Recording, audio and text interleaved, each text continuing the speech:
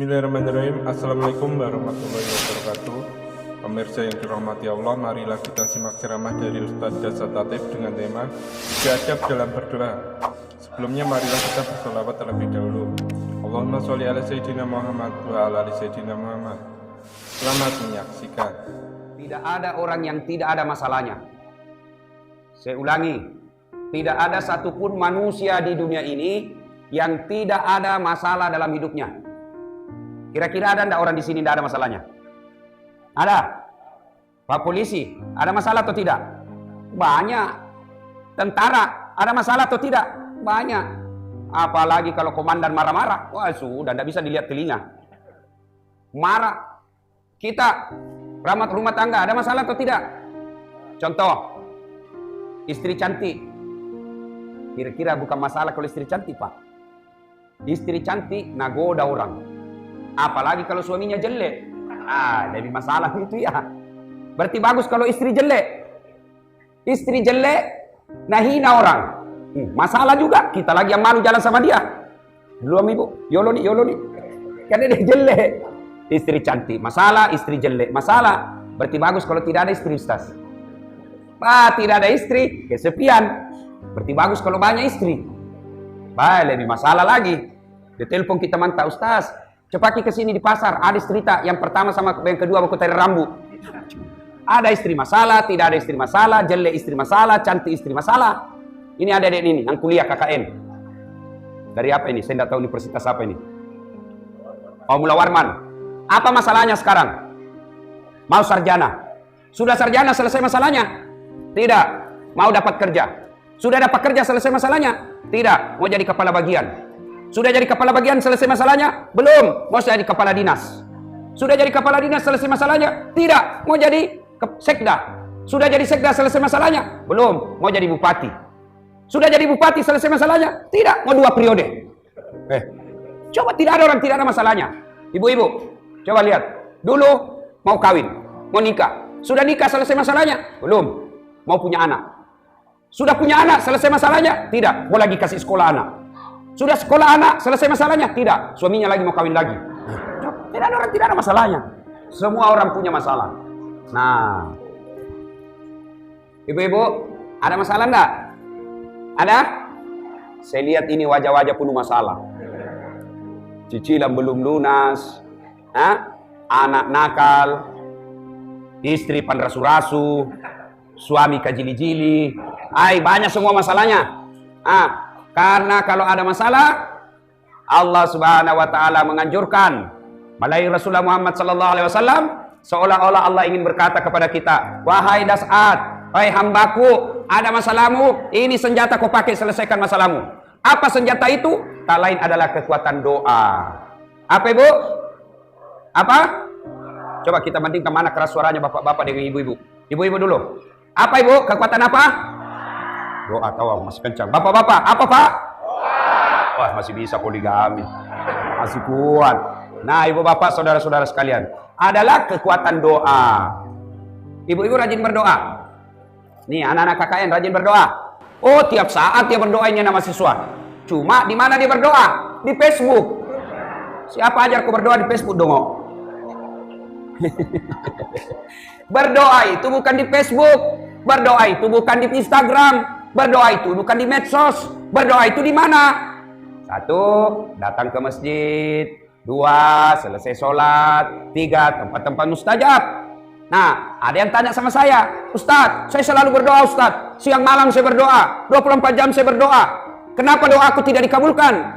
Nah, inilah yang kita mau jawab pada taklim kita kali ini. Sebab doa tidak dijabah. Sebabnya sederhana. Karena kita berdoa tidak sesuai dengan tuntunan Nabi. Ada itu caranya orang berdoa, bos. Ada orang caranya meminta. Bagaimana etika dan tata cara berdoa? Mari kita simak. Bapak Ibu saudara-saudara sekalian. Dalam kitab Adabud Doa, adab dalam berdoa, Imam Al-Ghazali mengajarkan, berdoa itu supaya cepat sampai.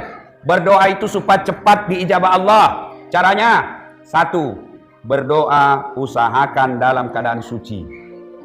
Berdoa usahakan dalam keadaan bersih dan suci. Berdoa jangan sampai kita dalam keadaan kotor. Boleh enggak kita berdoa dalam keadaan bernajis? Boleh, tapi doanya sampainya lama. Boleh enggak kita berdoa tidak dalam keadaan suci? Boleh, tapi doanya lama baru sampai. Nah, jadi kalau mau berdoa, ibu harus suci dulu.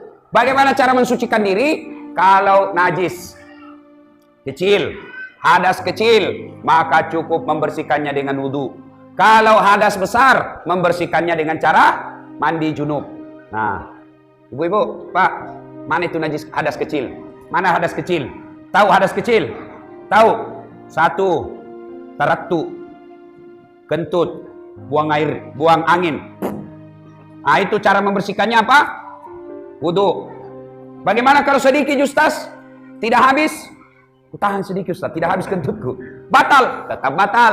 Bagaimana cara membersihkan kembali? Dengan wudhu. Yang kedua, hadas kecil apalagi? Kencing. Nah, ini yang banyak dilanggar bapak-bapak. Kencing. Kencing. Yang selalu saya istilahkan kencing berdiri. Ini biasanya di proyek banyak. Kencing berdiri. Dia buka saja. Cari pohon besar. Baru tengok kiri kanan.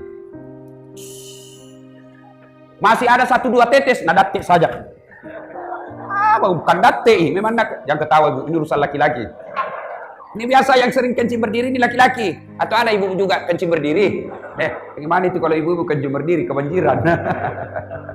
Nah, kalau kita di proyek, misal kencing, tidak dapat air, maka kita mengambil daun. Ambil daun 3 lembar. Nah, kalau kita misalnya di proyek di hutan, tidak dapat air, maka boleh pakai daun. Caranya, ambil daun pertama, 3 lembar. Daun pertama gosok ke bawah, begini. Ambil lagi daun kedua, gosok ke atas. Ambil daun ketiga, gosok ke bawah. Bukan gosok begini. Tambah kotor.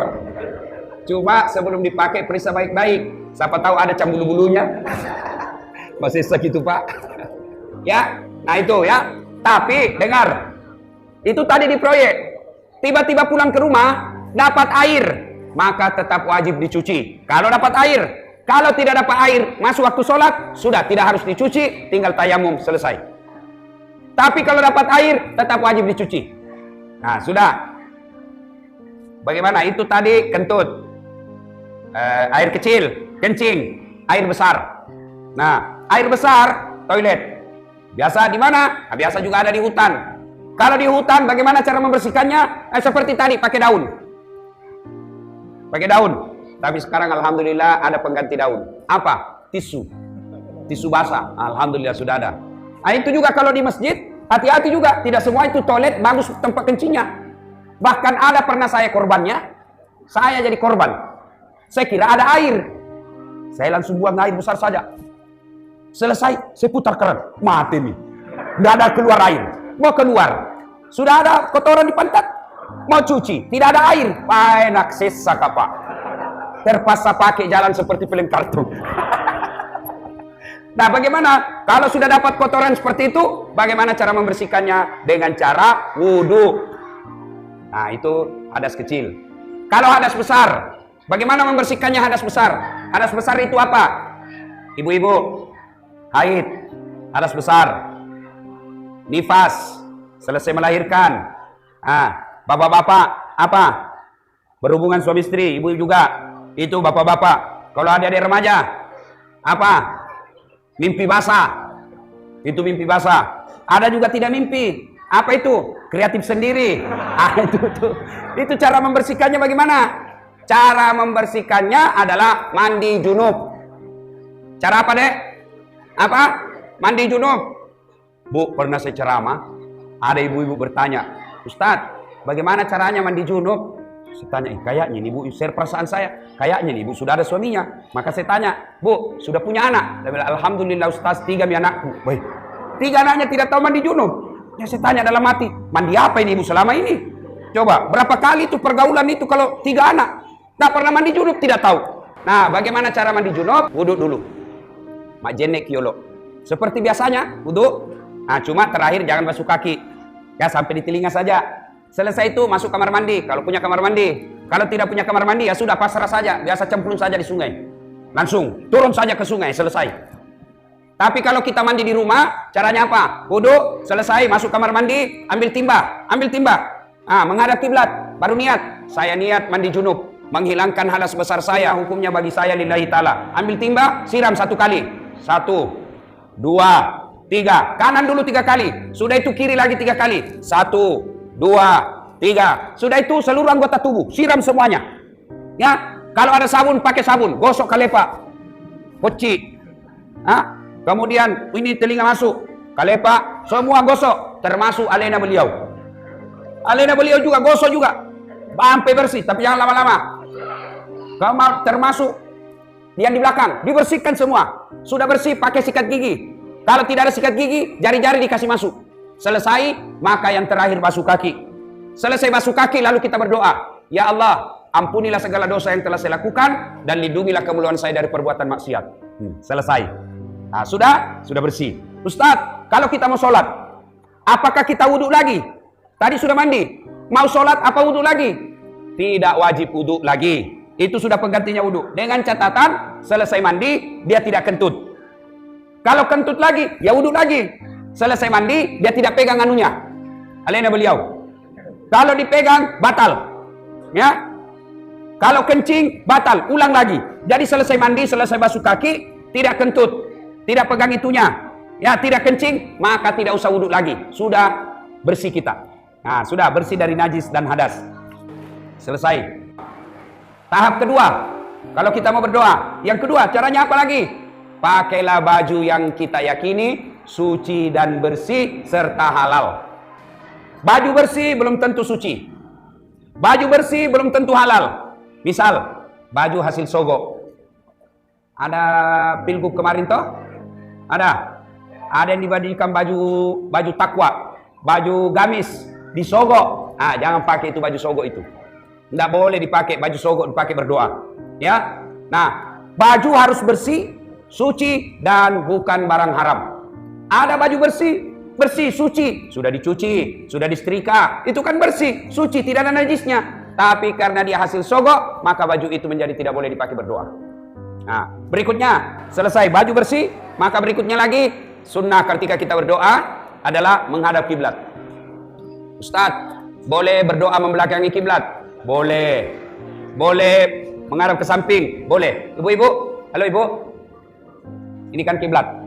Ustadz, boleh berdoa begini? Boleh. Boleh nyamping begini? Boleh. Boleh belakangi kiblat? Boleh. Tapi mana yang sunnah, mana yang dianjurkan menghadap kiblat? Kenapa ulama-ulama dulu selesai dia Assalamualaikum warahmatullahi Assalamualaikum warahmatullahi, ketika dia berzikir menghadap ke jamaah? Kenapa? Karena menghormati dan memuliakan jamaahnya. Tapi selesai dia zikir kembali menghadap kiblat. Untuk apa? Karena kita mau berdoa. Menghadap kiblat lebih utama. Sama ibu. Halo ibu. Bu, kalau minta kiuan sama suami kita belakangi. Kira-kira, Pak, minta dulu kamu Pak. Suami di belakang. Halo Pak. Nah bilang suami kurang ngajar kau. Nah, coba. Maka kita menghadap kiblat, ya, kiblat sana, menghadap ke sana. Ya, sudah menghadap kiblat, mana lagi? Duduk di antara dua sujud. Tahu duduk di antara dua sujud, Pak? Tahu? Tahu. Ustadz, boleh masuk lekah? Boleh. Boleh berdiri? Boleh. Boleh standar samping? Boleh. Boleh mat cengke-cengke? Mat dengkeng? Boleh. Yang begini. Boleh berdoa begini? Boleh. Boleh berdoa begini? Boleh. Tapi yang doa yang sunnah, doanya bagaimana? Duduk di antara dua sujud. Tahu kan duduk di antara dua sujud? Ketika kita sholat, saya kasih contoh Ki. Begini contohnya. Bu, Pak, duduk di antara dua sujud. Begini. Begini. Ya, Ustadz, boleh begini? Boleh juga. Tapi yang sunnah seperti ini. Bagaimana kalau berat Ki Ustadz? Gemuk Ki? Setengah mati kalau begitu. Boleh. Boleh tidak duduk di antara dua sujud. Boleh masuk lekah. Boleh. Tapi yang sunnah, duduk di antara dua sujud. Seterusnya, setelah itu, apa lagi? Maka kita berzikir. Tahu zikir?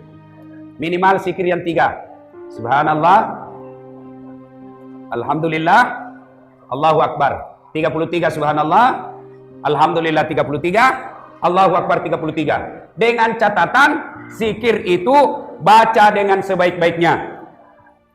Biasa ada yang berzikir cepat, tidak jelas, seperti makan pisang goreng panas. Senang. Apa artinya itu senang? Pak Nas saya bos, saya biasa heran. Sama-sama subhanallah, Sama-sama 33, sama-sama mulainya. Saya baru 10, dia sudah sampai. Nah, bilang saja 11. Apa artinya itu? Perjelas. Subhanallah, subhanallah, subhanallah. Subhanallah, subhanallah, subhanallah. Nullah. Ada dulu di sampingnya. Apa kau panggil nggak? Siapa panggil kau? Perbaiki ya. Nasa ngogi sekali si mapigau deceng, pigau isi deceng nah. Sekali melakukan kebaikan maka lakukan dengan sebaik-baiknya. Itulah enaknya kalau ada tasbih begini, Pak. Nah, saya ini tasbihku begini. Ada lagi yang bilang bid'ah. Ada itu. Bid'ah pakai tasbih. Nabi tidak pernah pakai seperti ini. Ini peninggalan Hindu. Ada itu yang begitu. Padahal dia tidak tahu. Ada sahabat juga pakai tasbih. Malah lebih dari 33. Malah 1000. Dia ganu. Cuma waktu itu pakai benang. Nah, ada itu Ustaz. Bid'ah masuk neraka. Masa gara-gara begini kita masuk neraka? Padahal luasnya itu neraka surga. Kasih masukin juga surga, Bos. Biar kita di pinggir-pinggir. Kau tahu di tengah, biar kami di pinggir. Yang kau kasih masukin neraka, sama-sama ke Islam. Ya kan ada itu yang begitu. Bid'ah masuk neraka, tidak ada pada zaman Nabi. Maka kalau dalilnya tidak ada pada zaman Nabi, maka jangan kau ceramah pakai mic. Yang tidak ada pada zaman Nabi. Nah, itu enaknya kemana-mana pakai tasbih begini, Pak. Tasbih saya jadi kalung, gelang. Coba lihat. Begitu saya pegang begini, otomatis mulutku ingat Allah. Coba kita pegang begini, langsung itu mulut tak. Subhanallah, subhanallah, subhanallah, subhanallah. Tidak ada orang pegang tasbih begini, langsung sudah bilang, jalan kote 2, onde-onde 4, barongko 5. Ya, sudah. Sebelum berdoa, subhanallah, subhanallah, subhanallah. 33. Alhamdulillah, alhamdulillah. 33. Allahu akbar 33. Minimal itu, ya. Sudah itu, apalagi kita istighfar. Tahu istighfar, Pak? Tahu? Astagfirullahaladzim wa atubu ilaihi, la ilaha illa anta, subhanaka inni kuntu minadz zalimin. Itu. Astagfirullahaladzim wa atubu ilaihi, la ilaha illa anta, subhanaka inni kuntu minadz zalimin. Terlalu panjang itu, Ustaz. Yang pendek saja. Astagfirullahaladzim wa atubu ilaihi. Astagfirullahaladzim wa atubu ilaihi. Terlalu panjang, Ustaz. Yang paling pendek saja pakai astagfirullah, astagfirullah, astagfirullah. Ya, boleh pakai dirama dengan satu. Misal, astagfirullah Rabbal baraya, astaghfirullah minal khataya, astaghfirullah Rabbal baraya, astaghfirullah minal khataya. Boleh begitu, istighfar. Ini istighfar membuat doa cepat diijabah Allah. Membuat doa cepat sampai kalau kita istighfar. Contoh, ini kisah Imam Ahmad. Tahu Imam Ahmad? Tahu, Imam Ahmad ini muridnya Imam Syafi'i. Maksudnya begini, kalau bapak sholat subuh kunut, maka bapak pakai mazhabnya Imam Syafi'i. Kalau bapak subuh tidak kunut, ada dua kemungkinan. Satu, bapak pakai mazhabnya Imam Ahmad, anak muridnya Imam Syafi'i. Yang kedua, bapak tidak hafal doanya. Nah, sudah. Imam Ahmad ini minum dulu, Pak, kalau bisa dituangkan, Ustaz. Ya, minum dulu. Minum ya. Mulai hilang saya punya suara. Imam Ahmad pernah bercerita. Imam Ahmad tinggal di Baghdad, Irak. Ya, sama kira-kira tinggal di Tanjung. Ya. Kemudian Imam Ahmad berkata, saya tidak tahu kenapa saya rindu sekali ke Basrah. Basrah ini kira-kira di sinilah. Ya, Imam Ahmad tinggal di Tanjung. Nah, ini apa namanya? Ya, itulah. Nah, saya tidak tahu kenapa saya mau sekali ke desa itu. Padahal tidak ada keluargaku, tidak ada sepupuku, tidak ada sahabatku. Kok saya mau sekali ke Basrah? Akhirnya Imam Ahmad melakukan perjalanan ke Basrah. Sampai malam hari, malam dia sampai. Ketika sampai di Basrah, tidur di masjid. Begitu tidur di masjid, dilihat sama marbot. Tahu marbot? Penjaga masjid. Nah, bilang ini marbot. Pak Tua, ya kau tidur di masjid. Ini juga penjaga masjid, Pak Doja, tidak tahu siapa ini yang tidur di masjid. Waktu itu hampir semua orang Irak tahu Imam Ahmad, tapi tidak kenal, tidak tahu mukanya. Kenapa? Waktu itu tidak ada foto. Ya, keluar kau Pak Tua, tidak boleh tidur di masjid. Dia bilang Imam Ahmad, saya musafir. Dia bilang tidak boleh. Kalau begitu saya di luar, tidur di teras. Di teras dilihat lagi, tidak boleh kau tidur di sini. Pergi kau, pergi. Di depan masjid ada penjual roti. Dilihat sama penjual roti ini orang tua, diusir-usir. Dan ini penjual roti juga tidak tahu siapa ini diusir. Lalu dia panggil itu Pak Tua. Pak Tua, sini Ki. Di rumahku Ki bermalam. Kalau Pak Tua mau tidur di rumah sempit, datang ke rumah saya. Tapi rumahku sempit, kalau mau sempit-sempit, datanglah ke rumah saya. Baik, tidak apa-apa, biar saya nginap di rumahmu. Nginaplah Imam Ahmad di rumah penjual roti. Pagi hari, penjual roti mulai bangun. Dia bikin roti. Ada yang menarik perhatiannya Imam Ahmad. Apa itu? Selama ini orang bikin roti, kalimat yang keluar dari mulutnya istighfar. Dia ambil tepung, astagfirullah. Dia campur tepungnya dengan air, astagfirullah. Dia ulek-ulek tepungnya, astagfirullah. Dia kasih gula, astagfirullah, astagfirullah. Dia potong-potong, astagfirullah, astagfirullah. Imam Ahmad berpikir, banyak ini kalimat istighfarnya. Lalu dia datangi Pak Roti, penjual roti. Dia tanya, Pak, sudah lama Bapak begini bikin roti sambil istighfar? Ya, sudah lebih 30 tahun. Luar biasa. Lalu apa yang Bapak dapati dari kalimat istighfar itu? Ini penjual roti, tidak dia tahu siapa ini tamunya. Lalu dia bilang, ini yang penjual roti. Alhamdulillah, sepertinya semua yang saya inginkan Allah kabulkan. Saya minta anak yang soleh, alhamdulillah anakku tidak ada yang lawan saya. Saya minta berikan saya kesehatan, alhamdulillah tidak pernah saya sakit. Saya berdoa kepada Allah, ya Allah murahkan rezekiku. Tidak banyak uangku, tapi setiap ada yang saya mau beli, mampu saya beli. Lalu ini penjual roti berkata, cuma ini ada satu kayaknya belum dikabulkan Allah. Ada satu doa saya yang belum diijabah Allah. Apa itu? Saya selalu berdoa, ya Allah, jangan mati saya, jangan kau cabut nyawaku sebelum saya ketemu dengan Imam Ahmad. Subhanallah. Dan ternyata yang datang ke rumahnya dialah Imam Ahmad. Setelah mendengar ini, Imam Ahmad menetes air matanya dan berkata, luar biasa istighfarmu. Ternyata gara-gara istighfarmu itu, Allah membuat saya rindu datang ke sini. Didorong-dorong saya semarbot, ternyata untuk menjawab doamu. Dijabah Allah doanya karena rajin istighfar. Maka Bapak, agar doa cepat dikabulkan, sebelum kita berdoa, perbanyak istighfar. Astagfirullahaladzim wa atubu ilaih, astagfirullahaladzim wa atubu ilaih. Ya, nah sudah istighfar, apalagi etika dan tata caranya, mengangkat kedua belah tangan. Bagaimana posisinya? Kanan kiri rapat. Dan dia berada di depan wajah. Nah, seperti ini. Coba diperhatikan, Pak. Nah, ini. Ustaz, boleh berdoa begini? Boleh. Boleh begini? Boleh begini? Boleh. Ustaz, kenapa ada orang berdoa begini, Ustaz? Banyak sekali yang minta. Tapi yang sunnah, kanan kiri rapat, pas di depan wajah. Seperti ini. Nah, itulah berdoa. Sudah itu, mulailah berdoa. Yang berikutnya, adabnya, salawat kepada Nabi. Tahu jaki salawat toh?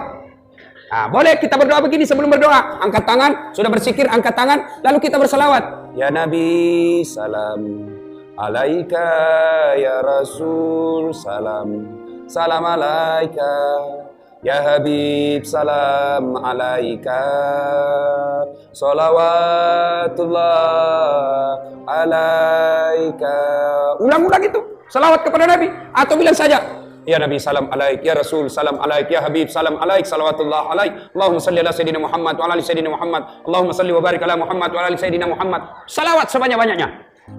Karena kalau ibu tidak salawat, awal dan akhir doa, maka doanya tidak akan sampai. Doanya tergantung antara langit dan bumi. Maka passwordnya, kuncinya, pembukanya doa adalah salawat. Wajar kita berdoa puluhan tahun, tidak dikabulkan Allah. Salah satu sebabnya karena kita tidak bersalawat kepada Nabi. Tahu aja salawat Pak ya? Ya tahu. Ayo kita salawat sama-sama. Sallallahu ala Muhammad. Sallallahu alaihi wasallam. Sallallahu alaihi wasallam. Jangan malu-malu ibu. Salawat. Jadi sebelum berdoa itu, bayangkan Nabi ada di depan kita, kita raih tangannya dengan salawat kepada Nabi. Ya Rasul, salam alaik. Ya Habib, salam alaik. Salawatullah alaik. Sudah, maka mulai ada berikutnya, sunnah berikutnya, mendoakan orang yang berjasa dalam hidup kita. Siapa orang yang berjasa dalam hidup kita? Tak bisa dinafikan adalah kedua orang tua. Maka berdoa sebelum minta apa yang kita inginkan, maka doakan dulu ibu bapak kita dengan doa, Allahumma ghafirli wali walidayya warhamhuma kama rabbayani shaghira. Doa itu dulu. Setelah itu baru kita minta apa yang kita mau. Dengan sunnah mengulang-ulang apa yang kita inginkan. Nah, ini biasanya kita berdoa, sebenarnya bukan berdoa. Tapi apa? Menghafal. Banyak orang berdoa dia tidak tahu apa yang dia baca. Banyak orang berdoa dia tidak tahu apa yang dia minta. Doa itu kalau bahasa anak gaulnya curhat. Bahasa Bugisnya mapaletu. Doa minta apa yang kita mau. Tidak harus bahasa Arab. Kalau Bapak bahasa Arab, salah-salah ucap. Tidak ditahu artinya. Nanti siapa yang bingung? Malaikat yang bingung. Apa maksudnya nih ibu? Mau minta doakan orang tuanya, nah minta hujan. Nah, bingung kan malaikat. Karena kita tidak tahu apa yang kita baca. Maka berdoa tidak harus pakai bahasa Arab. Berdoa kata Nabi memakai bahasa ibu. Apa bahasa ibu? Bahasa Bugis boleh. Bahasa Jawa boleh. Bahasa Kutai boleh. Bahasa Banjar boleh. Bahkan dalam hati pun boleh. Bahkan boleh berdoa seperti ini. Ya Allah, Engkau sudah tahu apa yang ku mau. Kasih mak. Boleh begitu. Ya Allah, Engkau sudah tahu apa yang saya mau. Berikanlah saya secepatnya. Boleh. Bahkan boleh seperti itu. Cuma yang sunnahnya kita memang disunahkan berdoa memakai bahasa Quran. Kalau kita hafal. Kalau tidak hafal, maka boleh berdoa memakai bahasa ibu. Contoh. Ya Allah, sebentar lagi anakku tamat kuliah. Ya Allah, begitu banyak harta yang telah saya keluarkan untuk anak saya kuliah. Dan sebentar lagi selesai. Jika anak saya sudah selesai dan sarjana, ya Allah, murahkan rezekinya anakku dapat kerja. Sudah doa itu. Daripada kita berdoa. Bila malaikat, agama sumumbo. Nah, kau mau doakan anakku dapat kerja, nah, aku minta hujan itu. Bingung malaikat. Maka berdoa tidak harus pakai bahasa Arab. Berdoalah memakai bahasa ibu atau bahasa sehari-hari kita. Nah, selesai. Lalu kita tutup lagi dengan salawat. Ulang-ulang. Ya. Nah, sudah itu lalu kita salawat lagi. Minimal doanya seperti ini. Subhana rabbika rabbil izzati amma yasifun wa salamun alal mursalin walhamdulillahi rabbil alamin. Itu susah dihafal, pilih saja. Demikianlah doa hamba, ya Allah, dengarkan dan kabulkan doa hamba. Allahumma shalli ala sayyidina Muhammad wa ala ali sayyidina Muhammad. Ustaz, kenapa orang berdoa itu kok begini? Itu sunnah? Tidak, kebiasaan saja. Boleh tidak begini. Kenapa begini? Karena itu enaknya, menyambung. Masa subhana rabbika rabbil izzati amma yasifun wa salamun alhamdulillahi rabbil alamin. Kan tidak nyambung. Nah, ibu bapak, saudara-saudara sekalian, dan yang terakhir ada berdoa.